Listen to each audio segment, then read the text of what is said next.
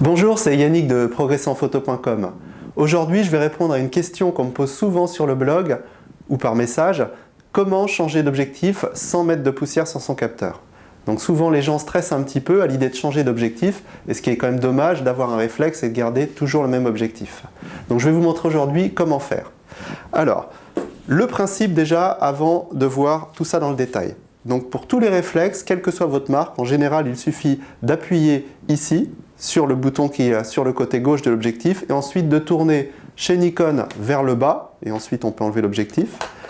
Et chez Canon, en général, c'est dans l'autre sens. On appuie toujours sur le bouton ici, et là on tire vers le haut, et ensuite on enlève l'objectif. Voilà.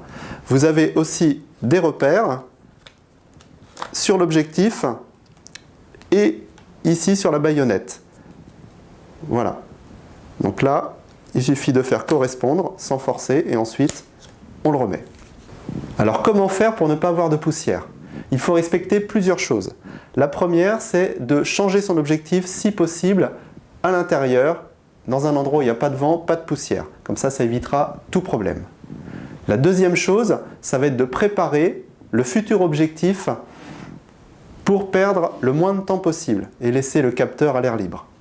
Donc, ici, je vais mettre cet objectif sur le boîtier. Il est prêt. J'ai dévissé le bouchon. Je le garde quand même posé dessus. Si possible avant, je regarde s'il y a des poussières sur la lentille arrière, parce qu'évidemment, s'il y en a, ça va se coller après sur le capteur à un moment donné. Donc là, mon objectif est propre. Donc je pose le bouchon dessus pour éviter qu'il y ait d'autres poussières qui viennent se mettre dessus.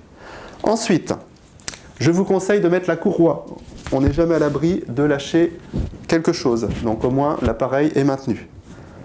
J'appuie, je tourne, je mets le boîtier vers le bas, je remets le bouchon, je fais correspondre, point blanc, je tourne. Voilà. Donc là, il n'y a pas eu le temps d'avoir de poussière. Donc c'est parfait, je peux utiliser mon objectif.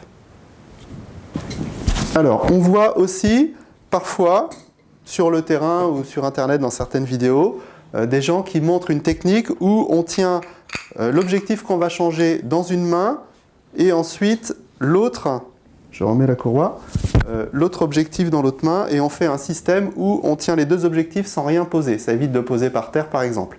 Personnellement, je ne conseille pas cette méthode parce qu'il y a de grands risques de faire tomber l'objectif, parce que c'est difficile de tout tenir en même temps.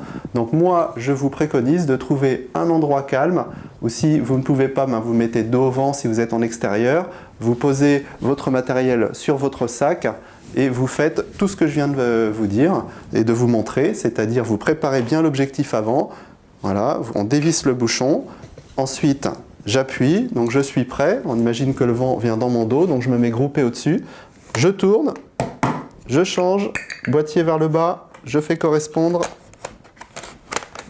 et voilà, c'est changé. Là, normalement, j'ai pas mis de poussière. Bon, et puis au pire, s'il y a une poussière, c'est pas bien grave. Vaut mieux ça que de faire tomber l'objectif par terre. Et en plus, je vais vous montrer dans une prochaine vidéo comment faire pour nettoyer votre capteur si vous avez une poussière dessus. Donc pas de panique, n'hésitez pas à changer vos objectifs. Vous avez vu, c'est très simple, il suffit juste de respecter deux principes. Endroit si possible calme et non venté. On pose l'objectif, on prépare tout. Et ensuite, on se dépêche de changer d'objectif pour éviter que les poussières rentrent sur le capteur. Voilà, j'espère vous avoir aidé. En attendant, je vous dis à bientôt sur le blog. Et n'hésitez pas à vous inscrire à la newsletter. Comme ça, vous serez au courant de tous les articles et tous les conseils photos pour progresser en photo. À bientôt!